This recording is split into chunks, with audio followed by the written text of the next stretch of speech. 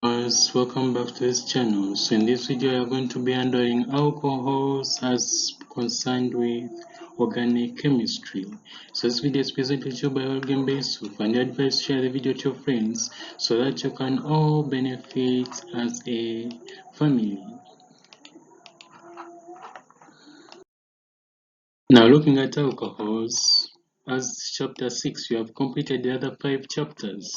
Now we are saying that alcohols are going to be organic compounds that are going to confirm the general formula of CnH2n plus 1 and then with a functional group of OH, just like we looked at in the introduction.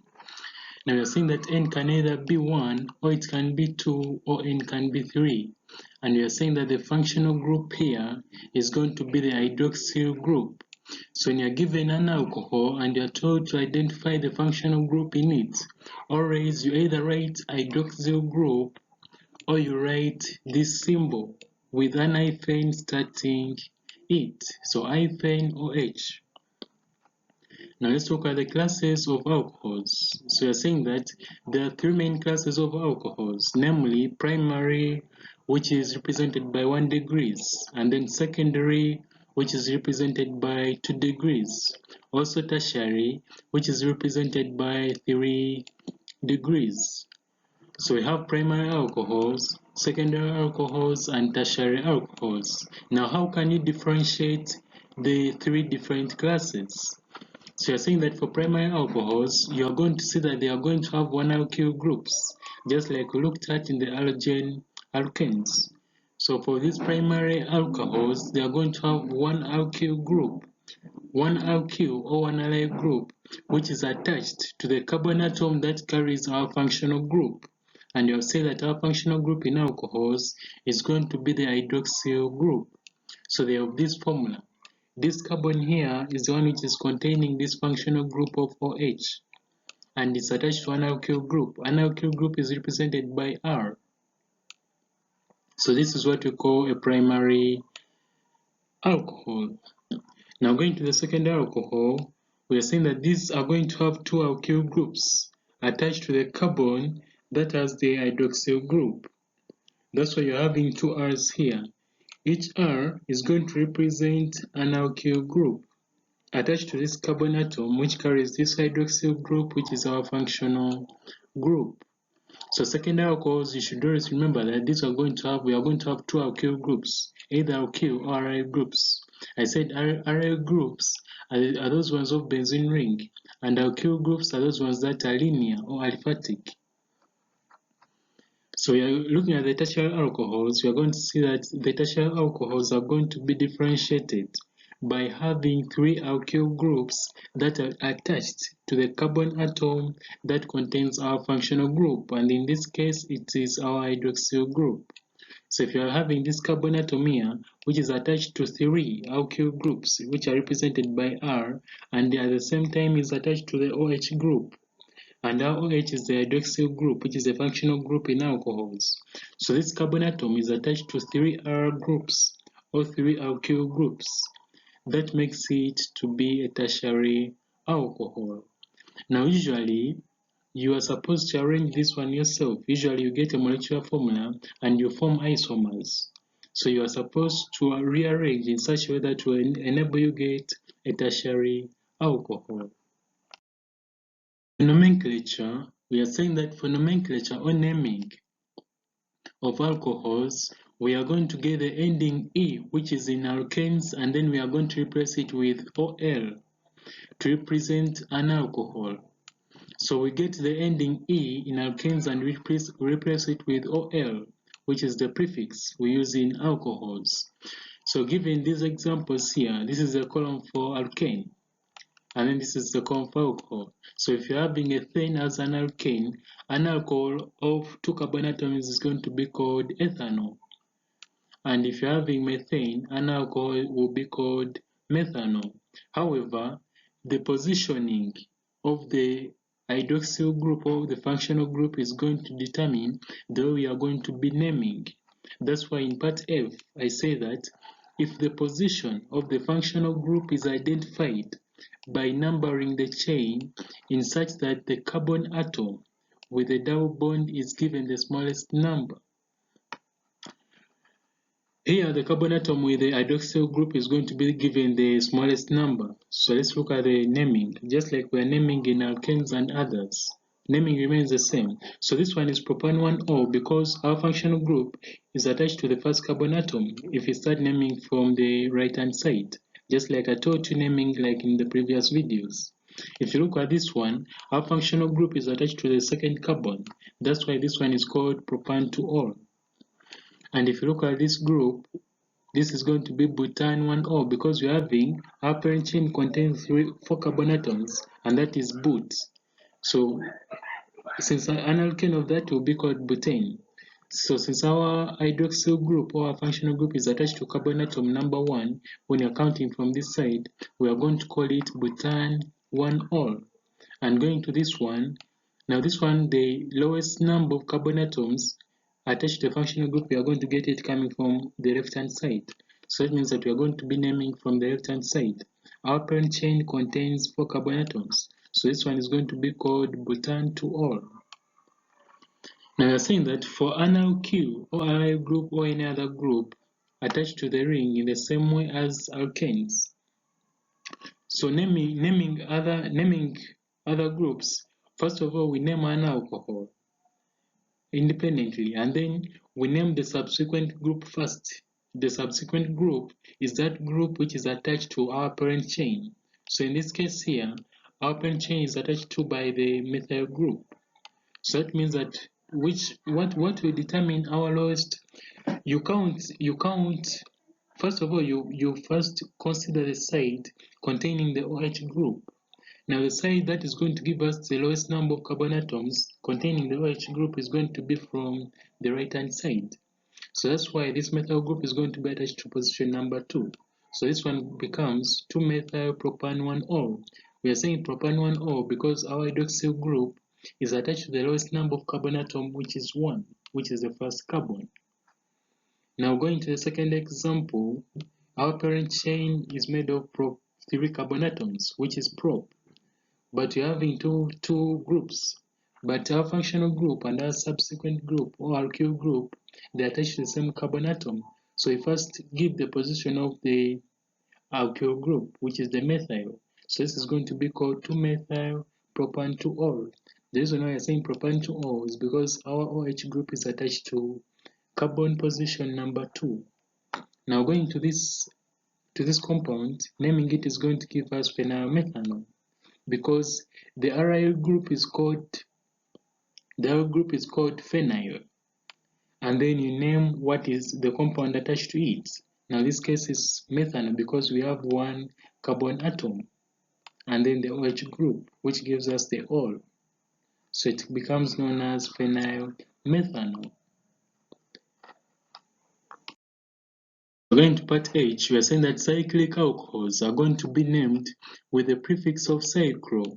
Now we are saying that before the parent chain, for example, if you look at this one, this is having this cyclic chain is having 3 sides. That means that it's a prop. So it's called cyclo at the beginning, and then cyclopropanol. Now here we don't have naming of the OH group because we don't have any other subsequent alkyl group attached. So this is going to be called cyclopentanol because we're having 5-sided shape. Now since this one is the 6-sided shape, it's going to be called cyclohexanol. Now going to isomerism in alcohols, we are saying that alcohols exhibit isomerism of chain, position, and functional group isomerism. Now we are saying that write the structural formula and the Alpac names of all possible isomers that may be got from this. I told you, you are going to be getting this after your calculations. Now in part D, you'll be prompted to write all the possible isomers about your calculation after calculating for the general molecular formula. Now this is something you should practice, just like I've been saying. You should master how to write all these ones by rearranging the carbon atoms and you try to play around with them.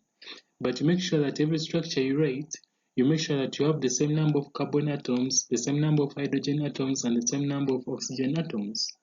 So first of all, you can get butan-1-ol, you can also get butan-2-ol, you can also get 2-methyl-propan-1-ol, you can also get the subsequent groups. We have already looked at the naming. Now this one is an ether, which is called diethyl ether. We are saying, just as an exercise, write the structural formula and the opaque names of all possible isomers that conform this general molecular formula.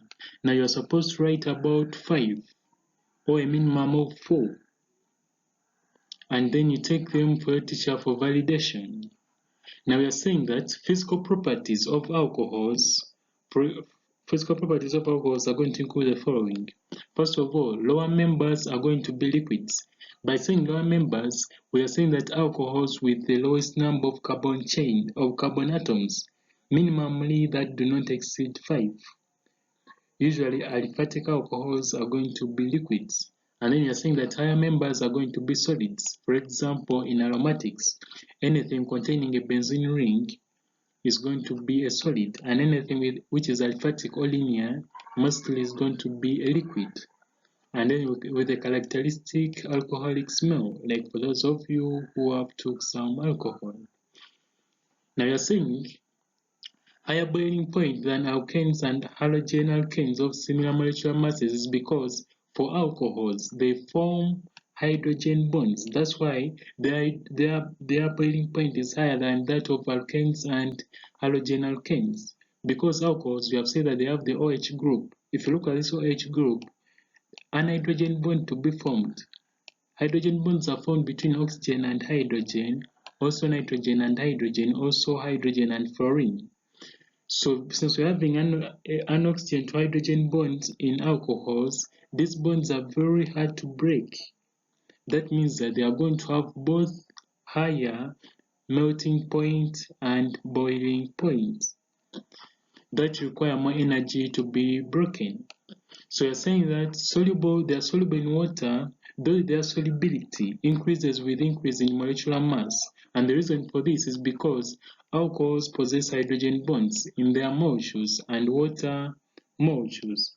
So since water molecules also possess hydrogen bonds and also alcohols possess hydrogen bonds, their solubility increases with increase in molecular mass, since both the water, which is the solvent, and alcohols themselves both possess hydrogen bonds.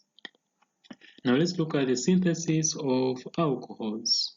Now we are saying that when you warm alkenes with concentrated sulfuric acid in presence of water, you can form an alcohol. Having concentrated sulfuric acid written up here, and then you warm it with water. So if you have ethene, you're going to form ethanol. Now this is usually written as this, and this is the common setup. Now in this reaction, hydrogen first, struck by with water, and then you warm. So you'll be getting ethanol. Now let's look at the mechanism to see how that comes about. First of all, one of the bonding electrons come for this electrophile, which is the hydrogen ion. And this hydrogen ion is coming from sulfuric acid. Now after reacting, after this bond, one of these carbon atoms forms a bond with this hydrogen. Now that means that one of these carbon atoms loses its bond because another carbon atom has used it to pull another hydrogen. Like here, this one has become now CH3, which was CH2. That means that the other one lost bonding electrons to another carbon atom. After losing bonding electrons to another carbon atom, it becomes positively charged. Now once it becomes positively charged, because it lacks a bond, so water, which we have lone pairs of electrons that are present on the oxygen atom, they come and then they form a bond with that positively charged carbon atom, and these bonds must be touching.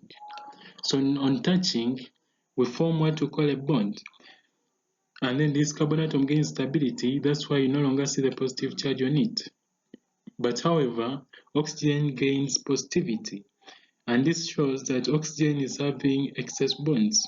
So what oxygen does, it gets rid of one bond of hydrogen so that it can gain stability.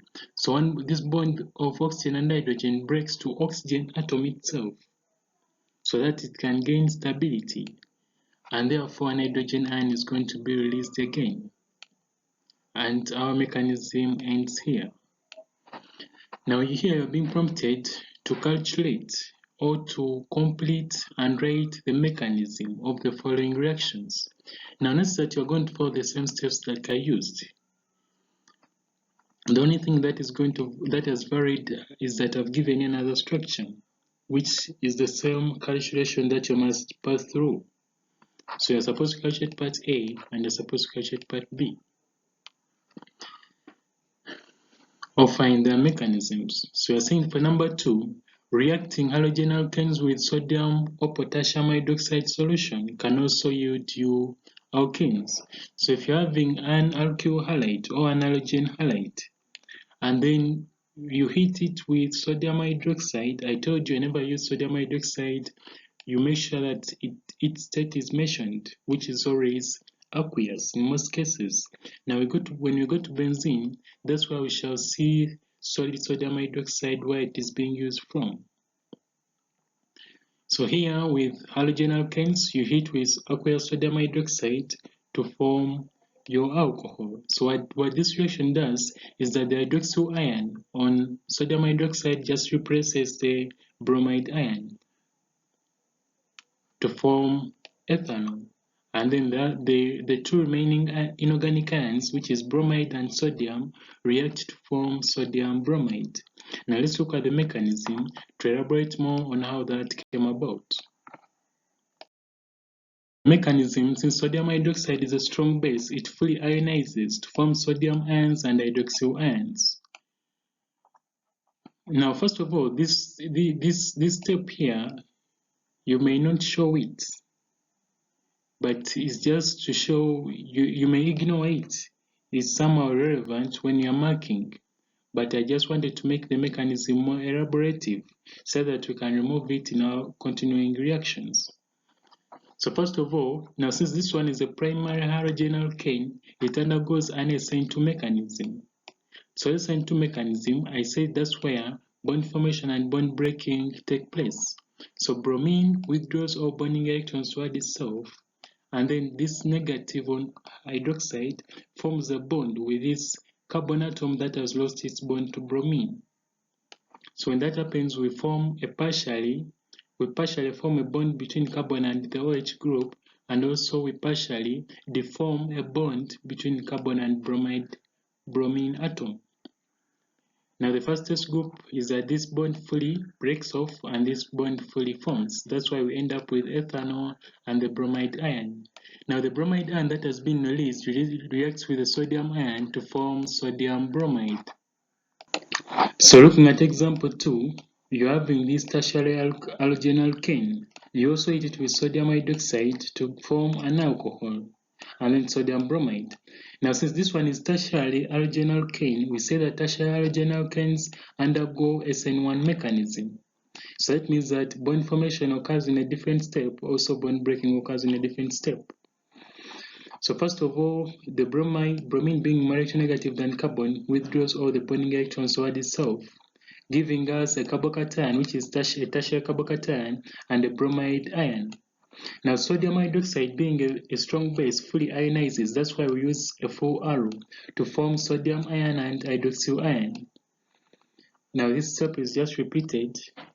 Here what happens is the hydroxyl ion from sodium hydroxide comes and forms a bond with this carbon atom that lost its bond to bromine ion, and then we form our tertiary alcohol. And then the bromide ion that was released reacts with the sodium ions from sodium hydroxide to form sodium bromide. And that's the full mechanism for such a reaction. Now notice that this mechanism is highly set because students don't differentiate between SN1 mechanism and SN2 mechanism. I told you in the previous video that halogen alkanes that are primary and secondary, they undergo SN2 mechanism. But those ones that are tertiary, they strictly undergo SN1 mechanism, where each step involves only one reacting species.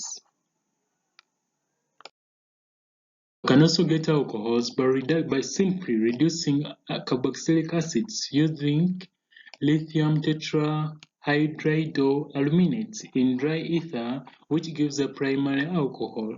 So when you're having ethanoic acid, what this does is that we take our one oxygen atom and then we add 2 hydrogen atoms to form an alcohol. Always remember that when you're using lithium aluminum tetrahydride in dry ether, always you take out one oxygen atom and then you add 2 hydrogen atoms, which happens here.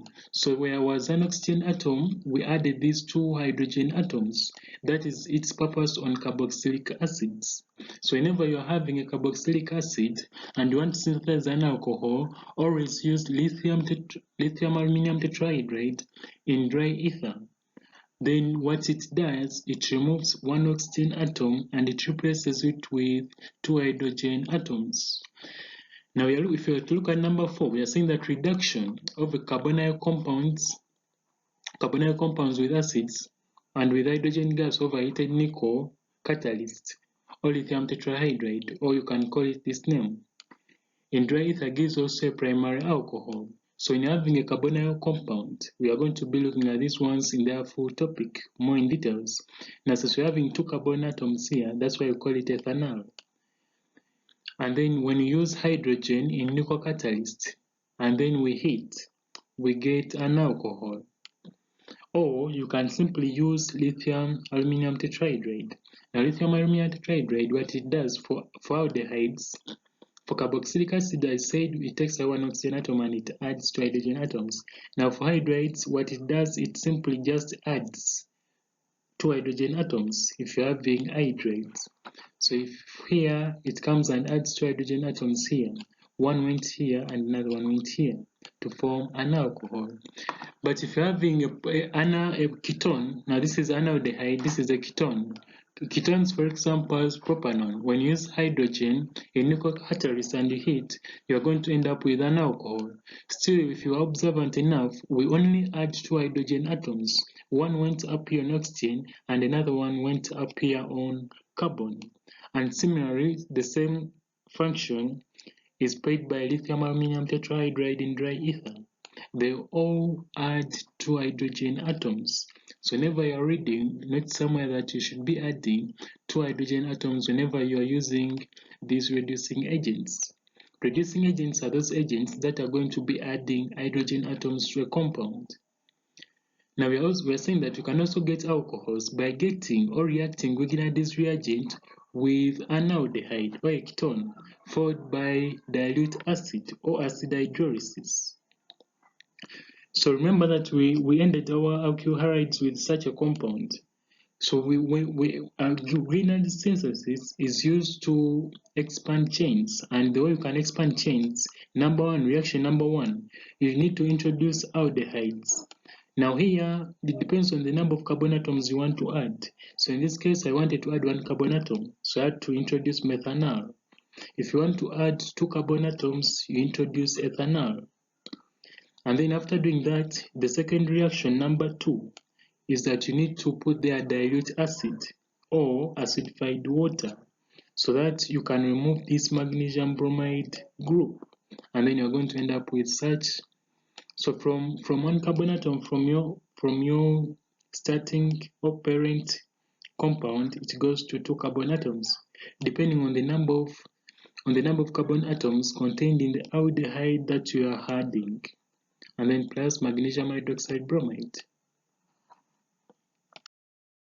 Here are more examples about Grignard synthesis, and they all follow the same. So here I wanted to add 2 carbon atoms. Now note that this one is going to remain the same, the hydrolysis agent, to get this. And I told you must name these reactions. This one comes first, that's why we say this number 1, and then this one comes last, that's why we say this number 2. So you'll be getting this. You add carbonyl compounds. This is a ketone, this is an aldehyde. So let's look at the reactions, and I said that we shall look more into depth of this in carbonyl compounds. So let's look at the reactions involved by alcohols. Now we are saying that number 1, reaction of alcohols with sulfuric acid. Now we are saying that sulfuric acid reacts in a different way with alcohols, and this is a very, very common question set by UNEB. Alcohols react in three different ways. First of all, they react with sulfuric acid at 180 degrees Celsius. Now, when an alcohol reacts with concentrated sulfuric acid at 180 degrees Celsius, always remember that you are going to form an alkene. Now, since it's a condensation reaction, we also give off water. And how does that happen? First of all, this oxygen, the bond between oxygen and hydrogen, oxygen withdraws all the bonding electrons from hydrogen because it's more electronegative than it. Now hydrogen is going to remain as an electrophile.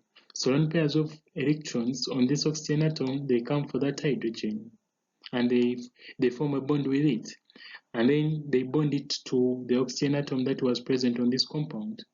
Now when they bond it to the oxygen atom that was present on this compound, oxygen gains a positive charge, showing that oxygen has exposed bonds and therefore it has to be stabilized. So in order for oxygen to be stabilized, we break the bond between our parent chain and oxygen to the oxygen atom itself so that we can neutralize it. We can provide electrons that can neutralize it. Remember that after this one losing its hydrogen atom, it forms this compound, which is hydrogen sulfate ion. Now here, notice that we are saying that minus water because here the water broke off. Now the compound that you are going to be left with, you are going to be left with the carbocation, which in this case is this one. Now remember that we looked at this mechanism in alkenes, and we say that after this carbocation forming, you leave the carbon atom that carries the charge, and then you go to the next carbon atom, and then you make sure that it gets rid of one hydrogen bond to replace the bond that this carbon atom lost, so that it can gain stability. And this is what happens here. So this carbon atom gets rid of one hydrogen bonds so that it can form back a bond that its fellow carbon atom lost, so that the whole compound gains stability. So you end up with propene, which is here.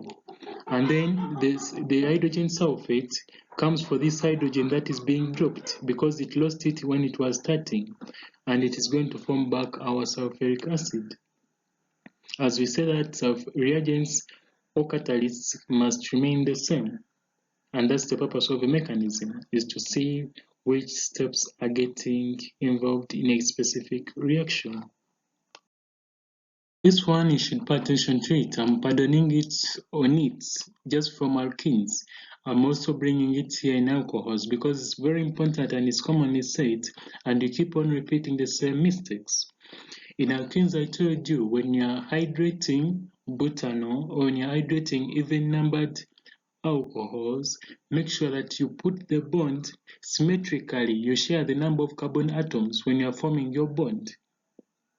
Now, since this was butanol, we're having 4 carbon atoms. Now, you make sure that the double bond gets between 2 carbon atoms on either side. That's why here we form but2-ene, as it is here, because this double bond is on carbon position number 2 when you count on either sides. Now, since it's a dehydration reaction or condensation reaction, we also form water.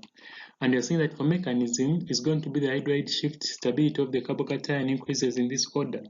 Tertiary are greater than secondary, and secondary are greater than primary, just like we looked at in alkenes.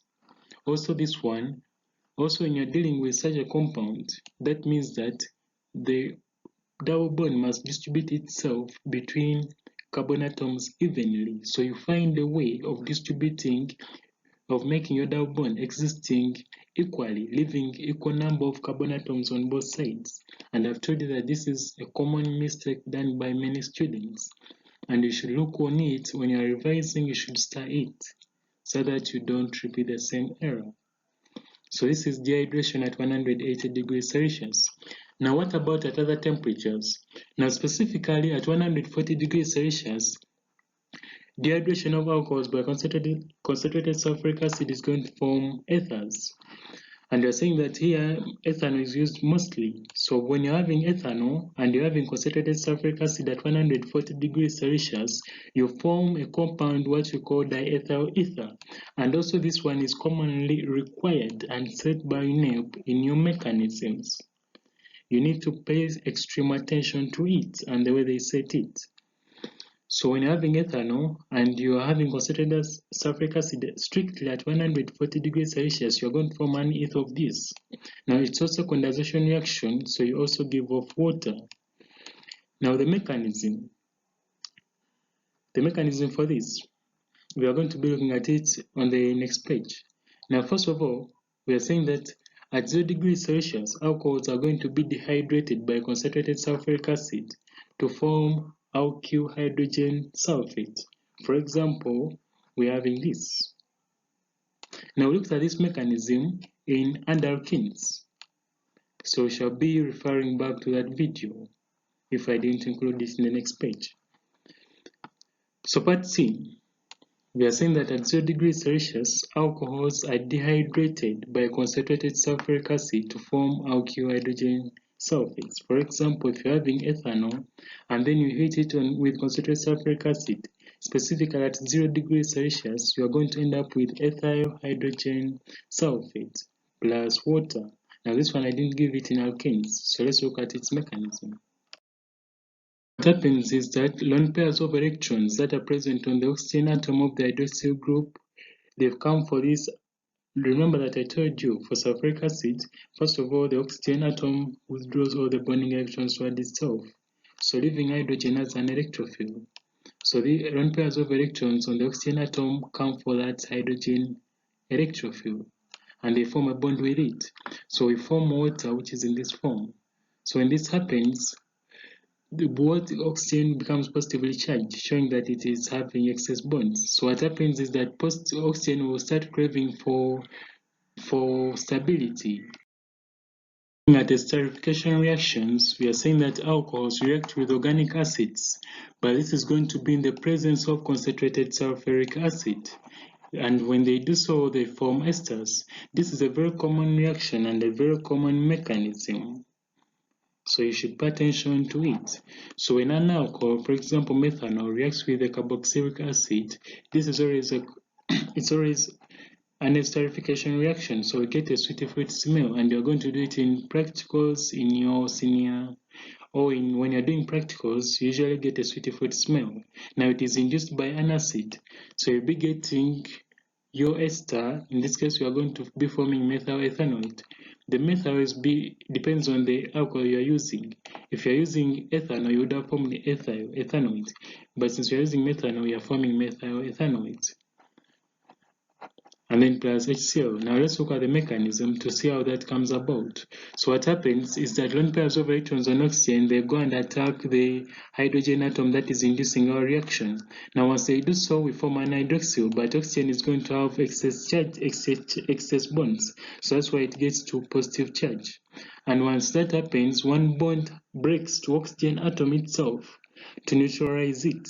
So here in this step, oxygen has gained stability. But also, as one bond is breaking, remember that this carbon atom is going to become positively charged, and we don't want that. That's why lone pairs of electrons on oxygen atom, which is present in methanol, they go and form a bond with that carbon atom to replace the bond that is losing to neutralize the oxygen atom. So they happen simultaneously. That's why you end up with a compound like this. Now here, this is our methanol that has bonded. It is showing that oxygen is having excess bonds because it's having 3 bonds. So what happens, oxygen also here needs to gain stability. For oxygen here to gain stability, it gets rid of one hydrogen bond. So one hydrogen bond breaks to oxygen itself so that it can get neutralized. But at the same time, this hydrogen is not lost. What happens is what we call the proton shift. So this hydrogen transports right away and it comes to this OH group. That's why you're having here, we are seeing that proton shift, showing that that hydrogen that has been got rid of goes and attaches to this OH group and forms water. Also here, now since it has attached to oxygen atom again, oxygen gains another excess bonds again, so it requires to regain stability. So the bond between carbon and oxygen breaks. And then we form, that's why here you are saying we lose water. But I've told you, the more the bonds break, that means that we are making this carbon atom be positive. So this carbon atom will require to make a bond back so that it can regain what it has lost. So that's why lone pairs of electrons on the oxygen atom, they come and form another bond, so that that carbon will prevent it from getting positively charged. That's why we end up with this group. Now, when you form an excess bond, this oxygen also is going to become having excess bonds because it's having these two bonds plus this hydrogen bond. So what it does, it gets rid of this hydrogen which it has been left with so that it can gain stability. So this bond breaks off to oxygen atom itself, and then we have, so here there was supposed to be minus hydrogen ion on this arrow, so that you can get your compound as an ester of methyl ethanoate. Now looking at part B we are saying that alcohols react with acid chlorides. Alcohols react with acid chlorides. Now this one was not supposed to be hydrogen chloride, but instead it was supposed to be water. So pay attention because this is a condensation reaction, and this water is coming from this one that we lost here. That's why I'm saying plus water. So pay attention. Now the hydrogen that we lose off on this step is the hydrogen that was inducing the reaction. So that means that we have brought back our conditions, and that's the purpose of a mechanism. So looking at part B, we are saying that alcohols react with acid chlorides or acid anhydrides to form esters too. So when you're having ethanol chloride and you're having methanol, they both react, but they do so in presence of an acid. And this is always a reversible reaction. So for this case, you're going to be forming your methyl ethanoate and hydrogen chloride. It's not a condensation reaction, so you're going to be forming hydrogen chloride. The mechanism, the bond between always carbonyl compounds, this is what begins, not this. If you're having a carbonyl compound, you're going to always start with this reaction. Always not that. So this bond breaks off to oxygen, oxygen gets this negative. Now this carbon, we say that it's going to become positively charged, and we don't want to do that. So the lone pairs of electrons from oxygen, they come and bond with it. And then we form a bond like this. Oxygen gets excess charges, but the next thing to do is to reform back the bond that we formed. And when we are reforming it, first of all, we create polarity between carbon and chlorine. So chlorine is more electronegative than carbon. It withdraws all the bonding electrons toward itself. And then we reform the bond that we broke again, so that it is regained. So here you'll be losing a chloride ion, or you can put it this side if you don't want to put it there.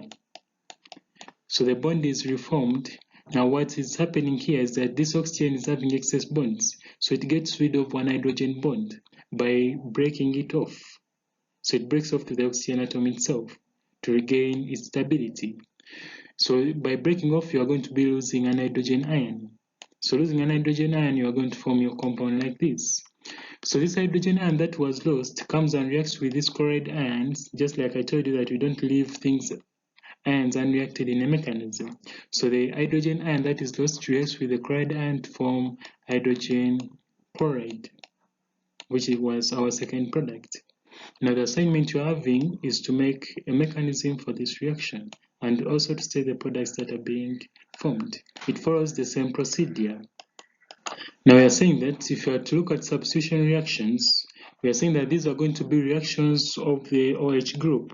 We are simply just going to be substituting for the OH group. So we are saying that for part A, we are going to be reacting an alcohol with halides of phosphorus. For example, mainly we are going to be using phosphorus pentachloride, just like I told you in halogen alkanes.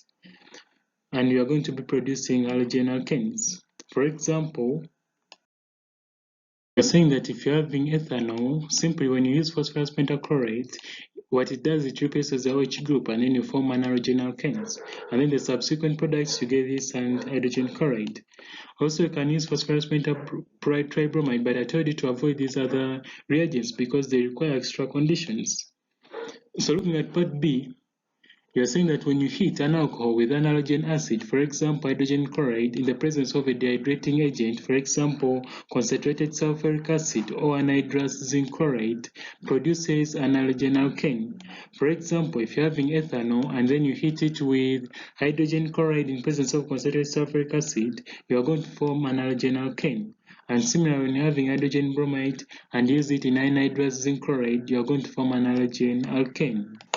So we are saying that for part C, heating an alcohol with sulfur dichloride oxide or thionyl chloride, which is written like this, produces a chloralkane or an halogenalkane. Little pyridine is put to absorb the hydrogen chloride. Now I told you, simply stick on phosphorus pentachloride, but I'm giving you all these other options to guide you in case you want further notes. So when you're having ethanol, we form an halogenalkane, sulfur dioxide, and hydrogen chloride. Part D, heating an alcohol with a metal halide, for example sodium chloride in the presence of concentrated sulfuric acid or anhydrous zinc chloride also produces an halogen alkane. For example, having such a compound, now this is called propan-2-ol. If you reheat it with sodium hydroxide in concentrated sulfuric acid, you are going to form an halogen alkane like this. Now how does that happen? First of all, sodium chloride and sulfuric acid react. Now look at this mechanism in alkenes. Sodium chloride and sulfuric acid reacts to form hydrogen chloride and sodium hydrogen sulfate, but hydrogen chloride formed is a strong acid, so it fully ionizes to form. Fully ionizing, I mean we are going to be using full arrows. So it fully ionizes to form hydrogen ions and chloride ions. So what happens? Lone pairs of electrons on the oxygen atom, they come and bond up with this hydrogen ion. And then we are going to form a subsequent group of water attached to this carbon atom. Now oxygen is going to have excess bonds, that's why it's having the positivity here. So that when that happens, it gets the bond between our parent chain and the oxygen breaks to the oxygen atom, so that we can give it bonding electrons that is going to help it to neutralize itself. But at the same time, we shall be breaking off the whole compound, which is breaking off in terms of water. So when it breaks off, this carbon atom is going to become positively charged. So our chloride ion, which is present here, the lone pairs of electrons on it, the negative or the electrons on it, they come and then they form a bond with that positively charged carbon atom, so that it can gain the bond it lost, and then we form our 2-chloropropane, which is our main product here. So part E, we are saying that also alcohols react with sodium metal to form hydrogen gas and sodium alkoxides. For example, if you're having a general formula of alkane like this and you heat it with sodium, you're going to form something like this, and hydrogen. Now let's look at a general example. Now here when you're having methane, and then here it's used in both for any compound that has the OH group. What this sodium does is that it replaces this hydrogen atom, and then it attaches itself to that oxygen atom, so that you can have any compound which is present in that form. It replaces one hydrogen atom, and then it joins there. So if you are to balance up that equation, you either put a half here and then you multiply throughout by 2. That's why you're having a balanced equation like this. Lastly, we are going to be looking at iodoform reactions. Now we're saying that ethanol and methyl alcohols are going to react with iodine solution. Now here I'm saying that ethanol and methyl alcohols, that means that alcohols that have their carbon atom which is attached to a functional group, which is the OH, having a methyl group next to them. So those ones are going to have a positive reaction with the iodoform reaction, which is called iodine solution in sodium hydroxide solution. And the observation that you always see is going to be a yellow precipitate of triiodomethane. Now, saying that if you're having an alcohol like this, which is propan-2-ol, we react it with 4 moles of iodine in 6 moles of sodium hydroxide, all of them being in the aqueous state, except the alcohol, which is always in its liquid state. You are going to form a yellow precipitate of triiodomethane, and then you form a sodium salt, sodium iodide, and water. Now here you're given an assignment for the following compounds. Now we are going to talk about this one as an example. So we are going to be looking at the way we can distinguish between these classes of alcohols. So how can you distinguish a primary alcohol from this one? Now this one is ethanol, and then this one is not ethanol. This one is propan-1-ol. How can you remember that I said that for iodoform solutions, they work with ethanol and methyl alcohols. And part B, you're required to distinguish between this one and this one. Now the questions are, name one reagent that can be used to distinguish between the two compounds. And then after, you state what is observed, and in each case, you write what is observed on each compound, and you treat it with a reagent that you named in Roman number 4 above. Then you are also required to write an equation for the reaction that is involved, if any. And then also try to explain your observations in each case. So let's look at that. Given examples that are going to help you distinguish the compounds or the question that you have been given above. Now we are saying that when you're differentiating between 3 classes of alcohols, first of all, the reagent you are supposed to use anhydrous zinc chloride, and then you also use it in concentrated hydrochloric acid. Now this mixture is called the Uace's reagent. Anhydrous zinc chloride in concentrated hydrochloric acid is called Uace's reagent. Now the observations that you are going to have for primer alcohols, you are going to get no observable change, but this is going to be strictly at room temperature. So if you don't add on this supplement, you are going to be marked wrong. You get an observable change at room temperature. Theoretically, you are going to get a mark for this if you add this word. This is what most of you leave out, and then you lose marks. For primary alcohols, you get no observable change at room temperature. And then for secondary alcohols, you get a cloudy solution is formed. Don't say cloudiness. Don't say that. We strictly use a cloudy solution. A cloudy solution is formed between 5 to 10 minutes. And for tertiary alcohol, immediate cloudy solution is going to be formed. That means that the cloudy solution forms immediately. Now the assignment that you have been given is to distinguish between the following compounds. So you take the notes and write them down by pausing the video. After assignment, you are going to name one reagent that can be used to distinguish between those two compounds. And then number 2, you are going to state what is being observed in each case. When each compound we have stated above is treated with a named reagent. Now here when you are recording your results, you either say an observable change on one product and then you give an observable change on another product. That's how you answer such questions. So looking at the comparison of the reactivity of an aromatic alcohol like phenol and an aliphatic alcohol like ethanol. So you're saying that lone pairs of electrons on the oxygen atom in phenol participate with the delocalized pi electrons that are present within this benzene ring. Now when this happens, this is going to strengthen the carbon-oxygen bond. We mean this bond, the carbon-oxygen bond, the bond between this and this, gets stronger and weakens the oxygen-hydrogen bonds, which is between the OH group in phenol. Now this makes phenol partially ionize in water to form an acidic solution, because if the OH bond is weaker, that means that this hydrogen ion is going to be released in solution. And if hydrogen ions are released in solution, they're going to make the resultant solution acidic. So this happens according to the following equation. So the hydrogen ions that are released in the solution or in water, they react with water to form an hydroxonium ion. This is called an hydroxonium ion. Now this ion is called a phenoxide. We are saying that hence phenol reacts with sodium hydroxide forming sodium phenoxide.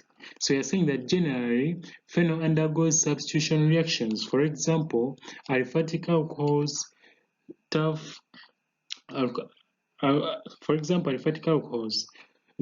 with less vigor. So from this explanation, we can generally conclude that phenol is acidic in solution.